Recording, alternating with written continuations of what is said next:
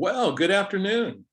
Good afternoon and welcome to another of our Managing Your Small Business Beyond the Pandemic series.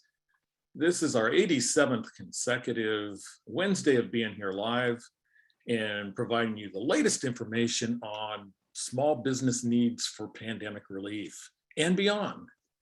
And as we meet here on the eve of Veterans Day, we got a great Veterans Day program today and a lot of great resources. Okay, so today, what are we going to talk about? Well, we're going to talk a little bit about the infrastructure bill.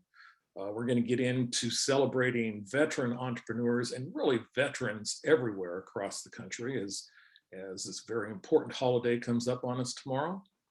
We'll take a look also at the EIDL and PPP appeals process, mention a little bit on some of the state of California programs that are open right now. And so those programs include the California Venues Program, which is a smaller version of the shuttered venues operator grants that was open for a long time with SBA. But the California program goes to about $250,000. We're going to talk a little bit about that and a couple of other programs that the state is offering. One of them being the California Relief Grant that actually the last day to apply for that was September 30th, but they are still I still find it seems like every week at least 2 or 3 individuals that tell me they found an email or they called the Lindustry call center and for some reason or another, their approval notice didn't get to them. And Lindustry a few weeks back, as I've been known to say on this webinar, mentioned tens of thousands of people had been approved but had not received their California relief grant for $5,000, $15,000, or $25,000. Heard from another client this week who had mentioned that he actually applied the very last week of the program. He didn't think he was eligible and applied and received $15,000 in funding. So that's all great. And also, for those that didn't get in, if you did not get in and you're a micro business, it looks like after the first of the year, there will be a micro grant program for about $2,500 for micro businesses. Your small businesses must be your main source of business. And we'll be talking about this in the months to come, but it's really an opportunity for those that might have missed out on the $5,000 to get the $2,500 micro California Relief Micro Grant. And that's coming after the first of the year. So keep that in mind.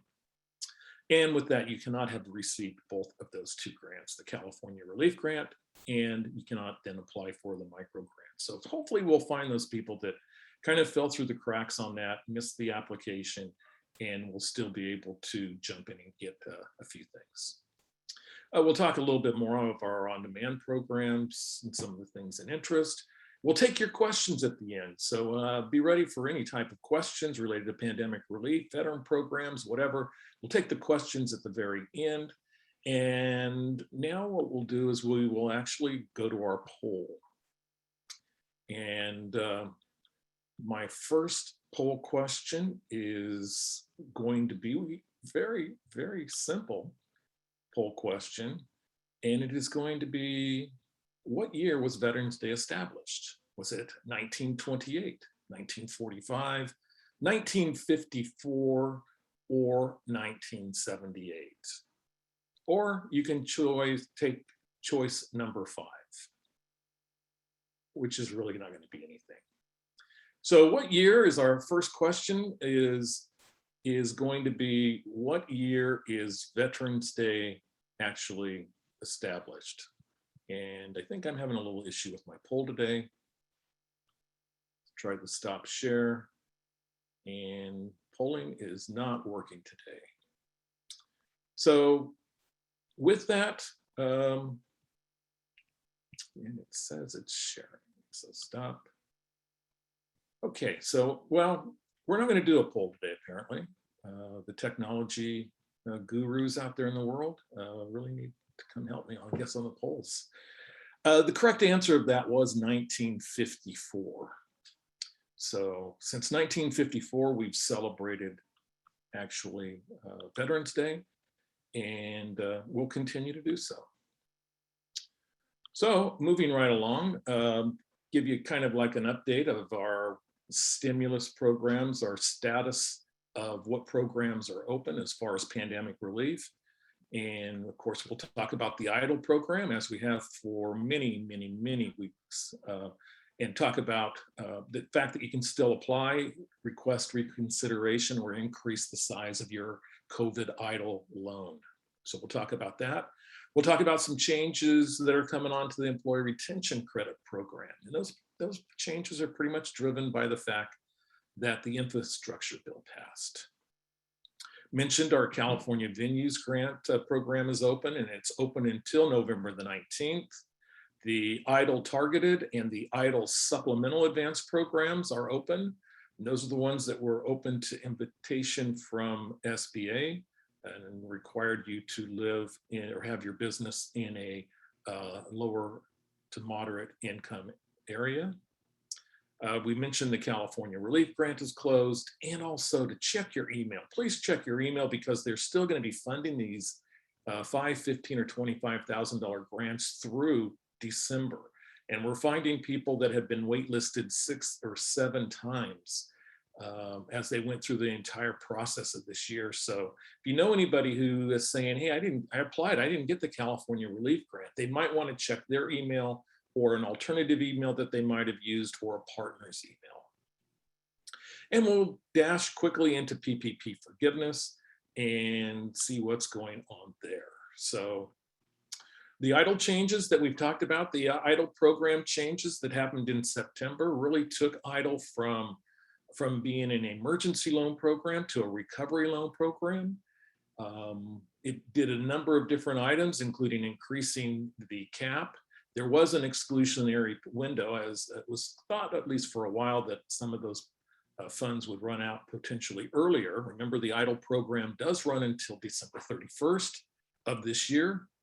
And but also what was really nice about the EIDL was the expansion of the eligibility of the use of funds, which now includes even commercial debt prepayment, credit cards, and other forms of debt. Now, federal debt, if you have like an SBA loan, you can make the current payments with your EIDL, but you cannot pay down existing debt. So you can't go get an EIDL to pay off your existing, say, SBA 7A loan. So a few of the things, there is and Maureen, as our producer, will be putting in comments and items in the chat box to make it easy for you. A lot of these links will be related to EIDL and related to also some of the other programs where you can grab these and go.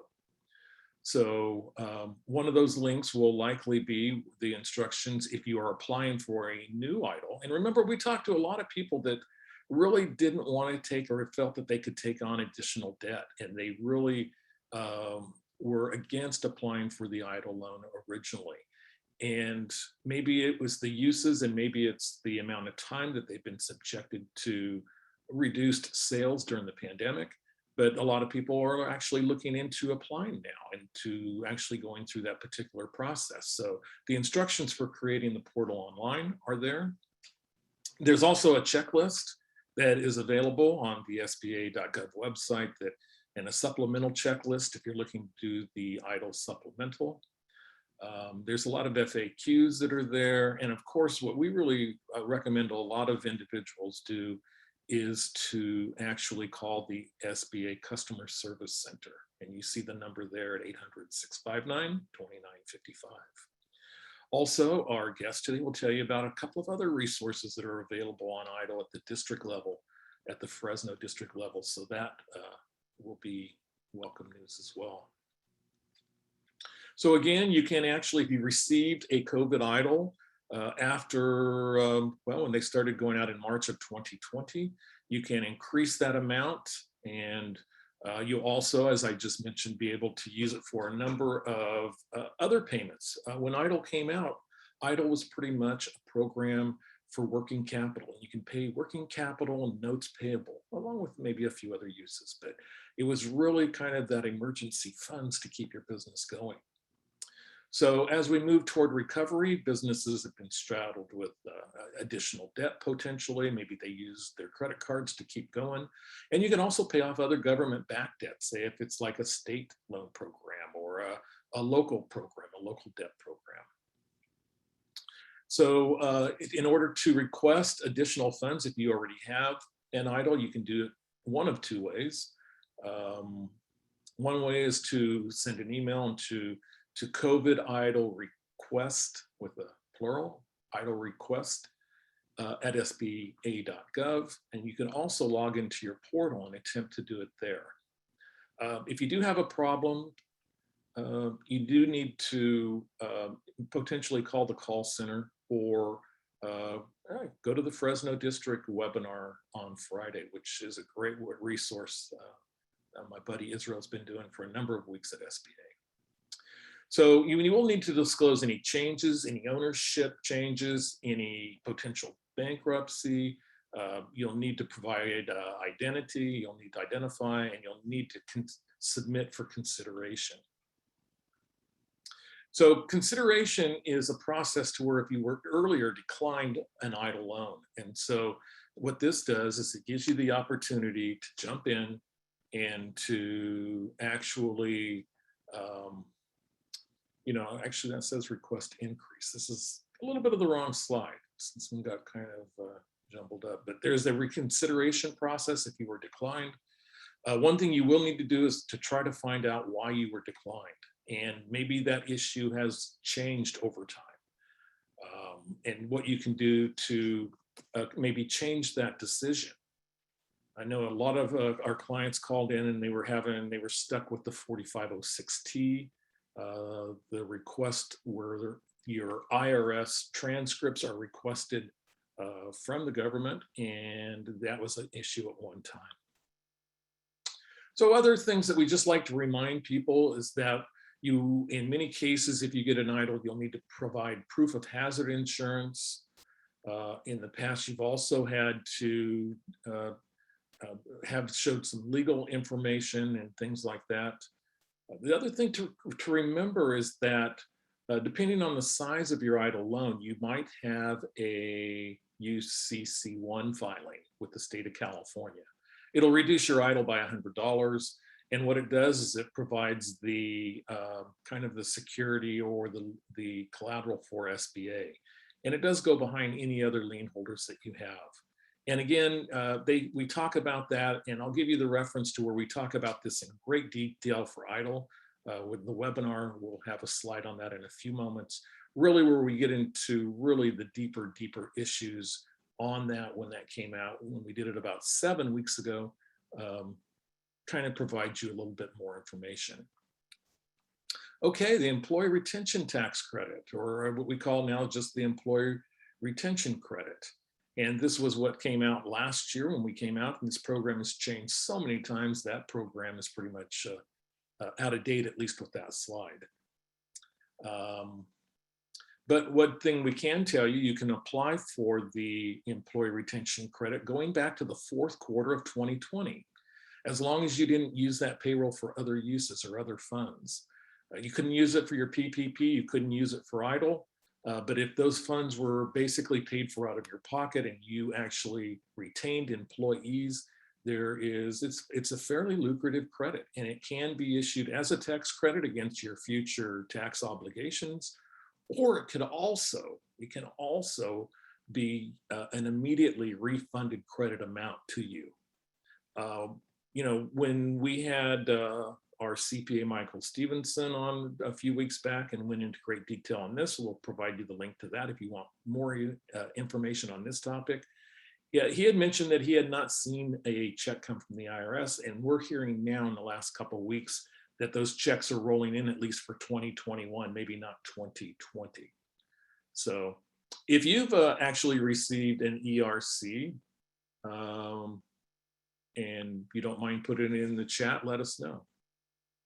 So one thing, if you get an ERC, your wages are reduced for tax purposes. So if you had $1 million in wages and you used $200,000 of those wages to apply for the retention tax credit, then that 200 is actually reduced on your next year's income.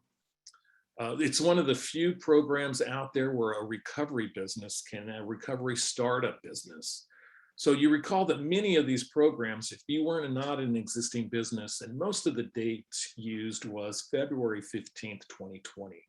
If you weren't in business on that day, you were not eligible for PPP, PPP2, potentially the EIDL program, and so many other programs because it went on to work with. But a lot of people were in process on that business. Maybe they had been working 6 months of construction to open on February 16th. So this is one of the few programs to where if you brought people in and worked during this year, that you have that particular change now. So you can actually use the ERC if you were in business afterwards. So just a real quick thing, I kind of jumped over the infrastructure bill. I should probably jump back through that hoop real quick.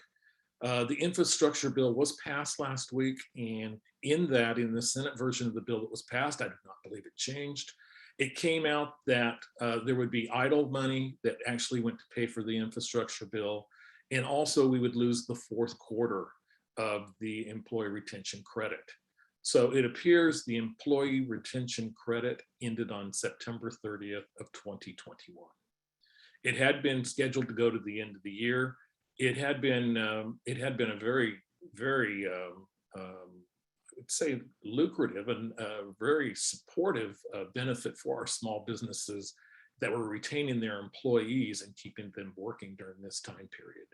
But it looks like this period, last period for this is going to be the third quarter of September 30th. So really it comes down to managing your resources and managing any other pandemic relief programs you had to maybe try to keep those wages available that you might have for the ERC. So maybe that's using your idle proceeds later on rather than now. We mentioned the California Relief Grant Program. It goes up to $250,000. That's based on 2019 gross earned revenue of $1.25 million.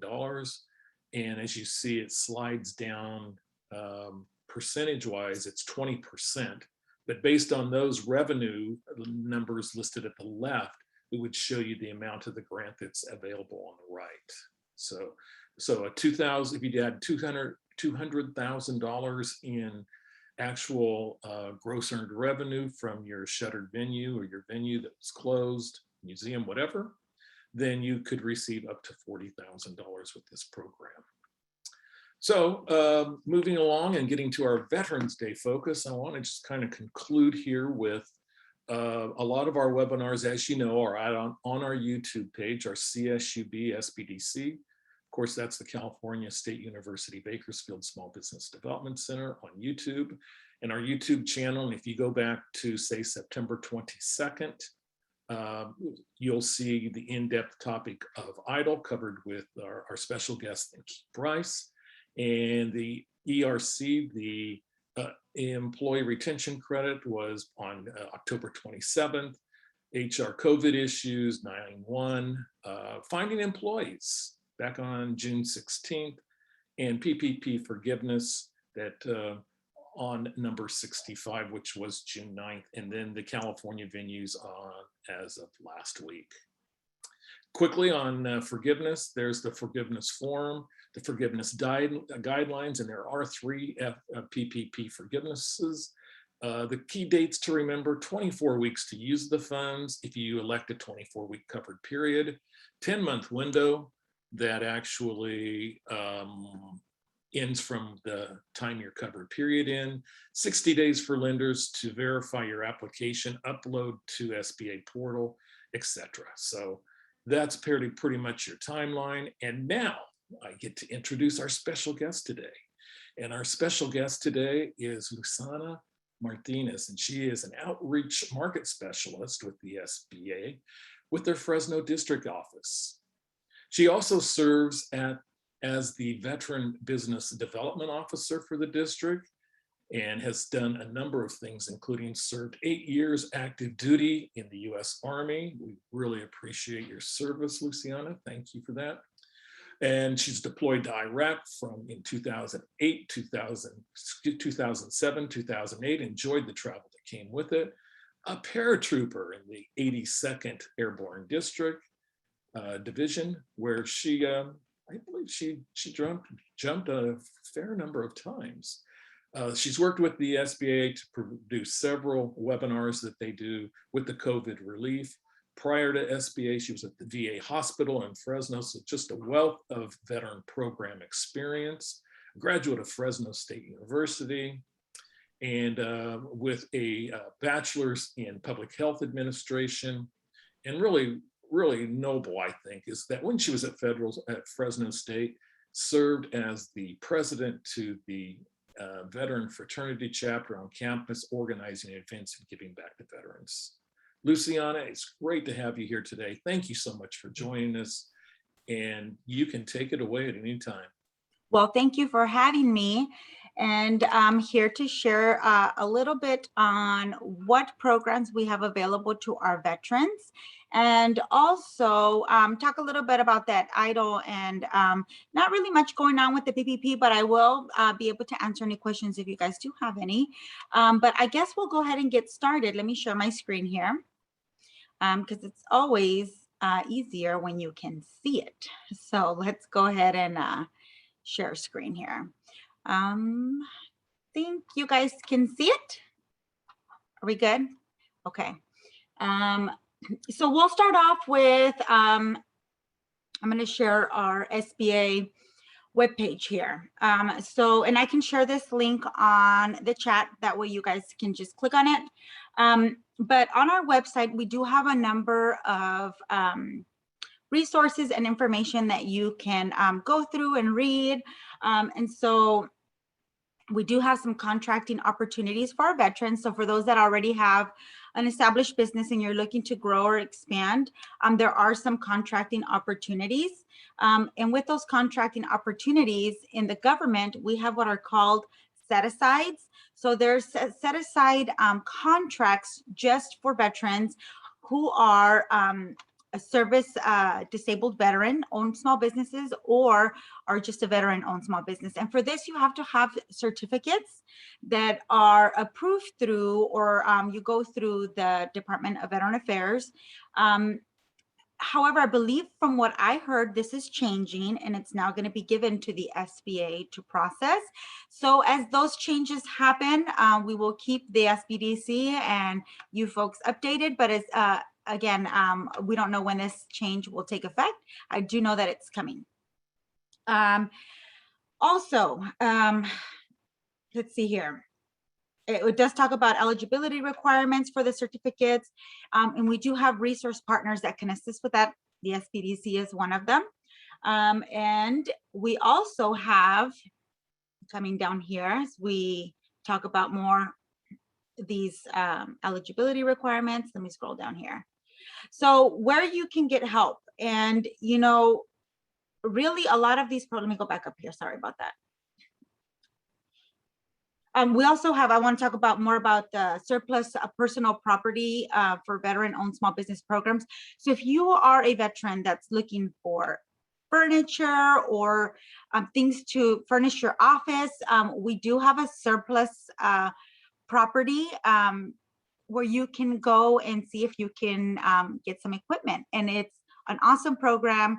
I mean, a lot of these furnishings and furnitures, chairs, desks, you name it, shelves, filing cabinets, it's all property that the government has replaced. And so in order for us to not toss it or waste it, it goes to this program. And so definitely contact us if you want to take advantage of this program, but I absolutely love it, that you guys are able to take advantage of that. Really check out this website. This one really mostly talks about contracting opportunities and certificates. But I also want to talk about another program we have, and that's the Boots to Business. And the Boots to Business is a program for our transitioning service members. These are usually, you sign up for them through your base, but we also have what we call the Boots to Business reboot for those folks that have been out for a while. And so we really want to connect your service and the experience that you have as a veteran, and how you can apply that as an entrepreneur, because you have a special set of skills as a veteran, you know, we're so mission oriented, you know, we're all about getting the job done. And it's really about those foundational skills that you have as a leader, and really help you understand the role of an entrepreneur, and how to apply that experience that you have. Let's see here. So really a lot of the main topics that we covered are, it's going to be introduction to business ownership, your basic opportunities and recognition. And this is really talking about your concept and your idea as far as the business that you're trying to start.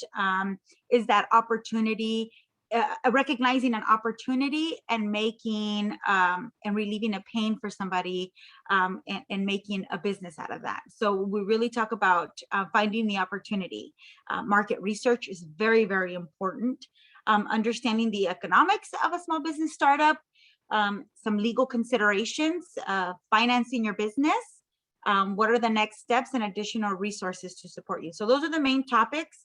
And these are usually hosted by our veteran business outreach centers, which we have 2 in California, one in SoCal and one in NorCal. And we can always connect you with Noah, who is in our NorCal office. He's the director of the VBOC there. And we actually just had a reboot yesterday, and we were able to provide veterans with some very, very helpful and useful information. Now, since I'm going to go ahead and shift on over to veterans and access to capital. So financing your business, right? This is the biggest topic. Well, I want to start a business, but I don't have money to start the business. There are funding opportunities through the SBA and other government agencies, not just the SBA. We also have the USDA, depending on if you fall under that rural classification or if it's a farming or agriculture business. You may also qualify for programs through them. But really, this fact sheet is really, really helpful because I really like the fact that it explains the different types of loans that are available through the SBA, which we have our 7A loan program, can go up to 5 million. And you usually get these from commercial lenders, and it's used for facilities, equipment, inventory, working capital, and any line of credit. We also have our 504, and this is a long-term loan, also up to 5 million. And you get these from certified development companies, CDCs, they're called, and they can be used for real estate or larger equipment. Microloans, these are your general loans.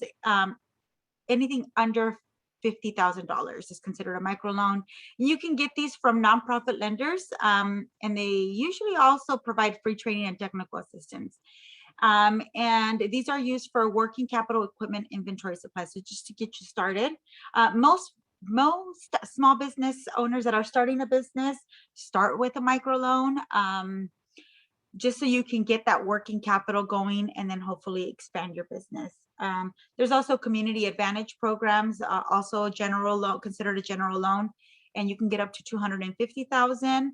You usually get these from nonprofit lenders, and it can be used for personal property. Let's see, last one we have here is our military reservist economic injury disaster loan program, and this is a disaster loan. So there has to be a declared disaster in order for folks to qualify for these. Usually, but for this program, it says you can get up to 2 million. Of course, anytime you get an amount this large, there's going to be additional requirements for you to get a loan. And it can be done to meet necessary operating costs if a National Guard or Reserve owner or essential employee is called up to active duty. So just know that this is available to you. You can either go through Lender Match, which is on our website, or you can reach the VBOC, which can help you find a lender and determine which loan is best fit for you. Let's see, lots of information here that I have. I also wanted to briefly talk about the EIDL. I know that that was briefly mentioned. Let me get to where I want to talk about the EIDL, because we're talking about for those that were denied.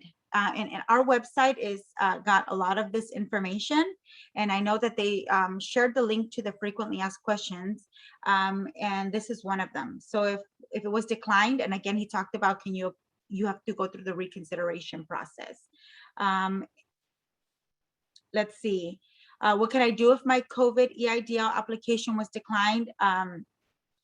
First, you have to confirm that you meet all the program eligibility requirements, and you can see some of the reasons why you were declined, and those are covered in detail on our frequently asked questions. So some folks get unverifiable information. So if you check out the frequently asked questions on our website, you can see which one you fall under, and once you apply for reconsideration, you'll kind of get an idea of what supporting documents you can submit with that reconsideration. But requesting the reconsideration is done either through your portal or through an email, which I will put in the chat. Let me get, I'll put that here momentarily.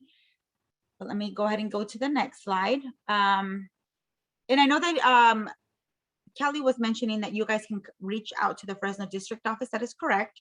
And a lot of these denial letters will tell you to reach your local district office. And we cannot approve or modify or make any changes to your loan application. All we can do is tell you what the status of it is, and perhaps provide you with some guidance as far as which documents you can submit to help you reverse that that decline. Let's see. See, these are some of the most common reasons why the EIDL applications are declined. And one of them is unsatisfactory credit history. As Kelly mentioned, the program has shifted right from an emergency to a recovery program. So we are aware that a lot of business owners' credit was hit hard because they had to dig into those credit cards to help keep their businesses open. So what Kelly mentioned about helping that some of this money can now be used to help clear up some of this credit, this debt that you incurred during the pandemic is correct, and actually a wonderful change that they made to that.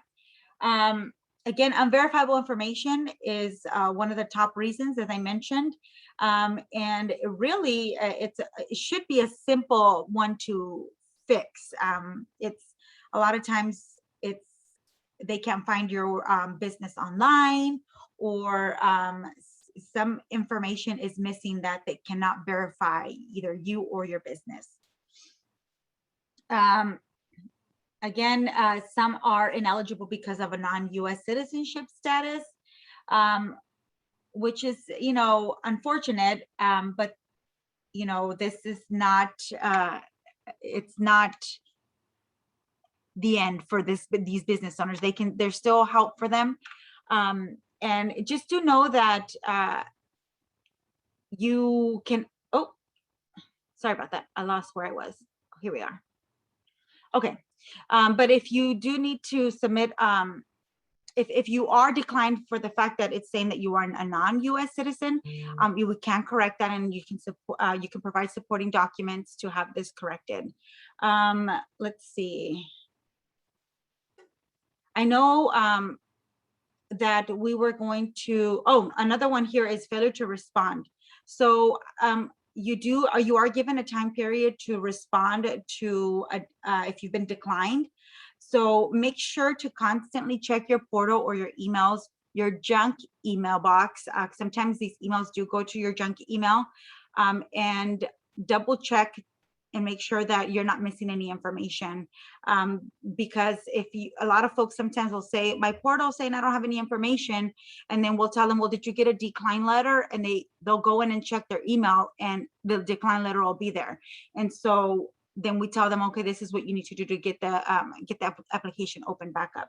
So do know that there is a time frame that you're given to be able to apply for reconsideration. So don't miss that. And these are just additional resources. If you have questions, you can contact disaster customer service at sba.gov. Or anytime you do email disaster customer service, please include your application or loan number, your name, the name of your business, things to verify your information. That way, when they do look up your information, they can look it up and be able to further assist you. Contact the Fresno District Office at fresno@sba.gov. We are open from 8 to 4:30, Monday through Friday, exception of federal holidays, which tomorrow is one of them. And I also wanted to share, I know someone was asking about our, let me move this because it's blocking me, our webinar, EIDL. Every Friday to the end of the month at 11, we have an economic injury disaster loan. And those slides that I just showed you are some of the slides that are on the presentation. If you go to our Fresno District Office homepage, which I will share the link in the chat, just scroll down to where it says email updates. And right here, it says COVID-19 economic injury disaster loan. Have you applied? Click on that. And it'll take you to a new window. All you got to do is click here to join. And that's all you have to do. It'll open up a Microsoft Teams window. You do not need to download the app. You can just choose to watch on the web instead. And you do not need to create a login. So you can join anonymously.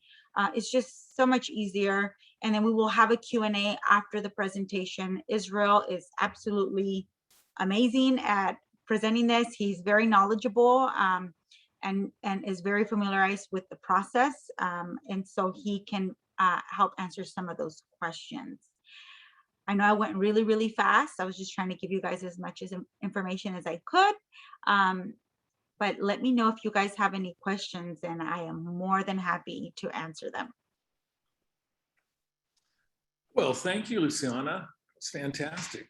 You know, I'm gonna jump in and add a few things just because I had the privilege of working with Luciana's predecessor, Pete Estrada, for 8 years, and 8 years before he retired. And it looks like his shoes are being filled very, very successfully. So that's great to hear. But you know, one of my best pleasures in this job that I have was going with Pete out to China Lake and actually working on a 2-day entrepreneurship program for those leaving the military that wanted to potentially pursue an entrepreneurial endeavor. And that reboot program, the Boots to Business, is one that they really recognize and they really well received by the enlisted men that are departing or women that are departing the service.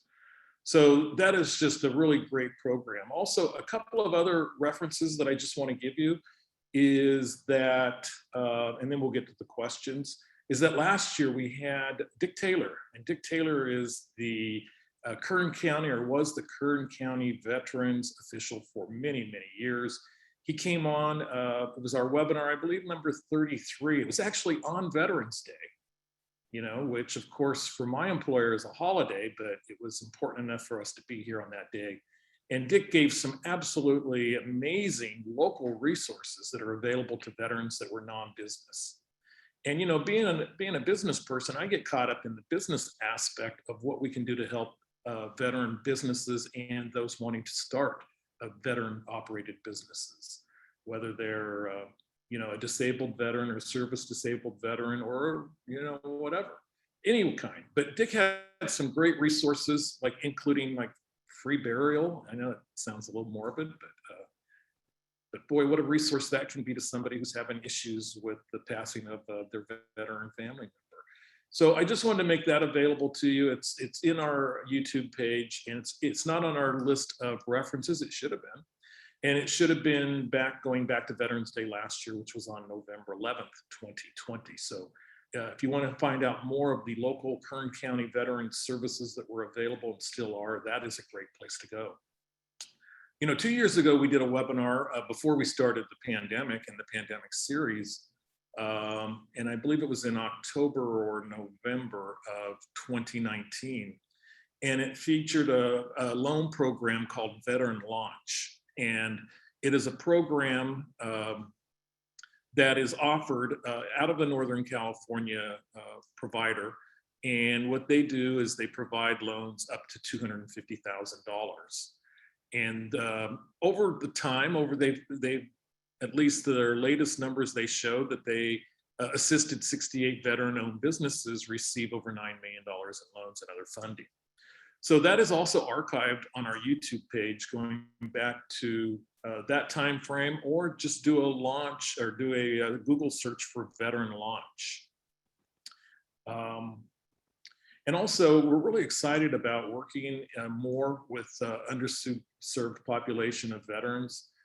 It is identified as from SBA and every other entity as an underserved population. So we want to make sure that they know of the resources that are available, and we want to make sure that they know of the services that are available to them through the Veteran Business Opportunity Center, the VBOC, that we're really excited about working very closely with. I've had a couple of conversations with NOAA, and are going to still have some information on that coming. So, so that is kind of some of the other resources that are out there on a local basis, and some of the other things and kind of the direction where we hope to go and really doing more with our veteran community here in Kern County. So let's see if there's any questions. I see that we have one. Is veteran launch still available? They still have a website up, and I haven't talked to them recently. And they have a phone number, and maybe Maureen can pop this phone number in if you want more information about veteran launch program services. It's 510-844-5632. So I haven't heard that they are no longer available. So I'm going to go under the assumption until I hear that they still are out there making veteran loans to veterans and their families. So that's a good resource and a good thing to have. So I don't see any other questions. Luciana, is there anything else you want to potentially? I shared quite a bit of information in the chat. I did put the link to our Fresno District office. So for those that want to join us for the EIDL webinar on Fridays, they can just click on that link and go to the email updates as I showed them. I also shared the link to the SBA Veteran Programs website that I shared earlier, how to contact our Fresno District office. I also put the NorCal VBOC website on the chat. So if they did want to check out the NorCal VBOC website, see what upcoming trainings they have available or how to contact them, they can do that. Great. And I'm not going to introduce you again, but with no other questions, I see the veteran launch phone number is in the chat box. And with no other questions, I think we're going to wrap it up, and we're going to celebrate Veterans Day this year.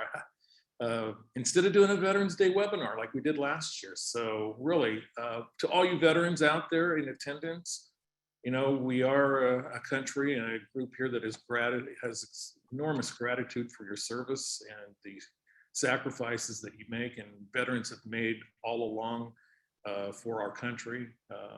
I've never been in a more veteran-friendly place than here in Kern County, and it just shows everywhere you go in every community.